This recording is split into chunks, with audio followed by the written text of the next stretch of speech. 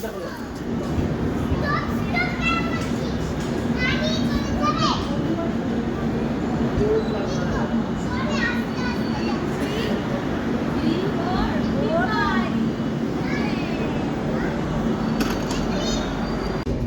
ট্রেনে চেপে পড়েছি। তা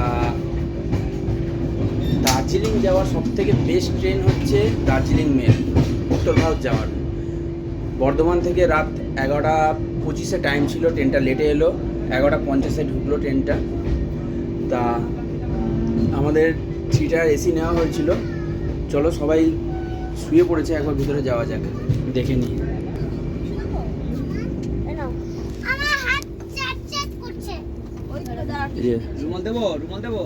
সবাই শুয়ে পড়েছে, এখন খাওয়া দাওয়া চলছে।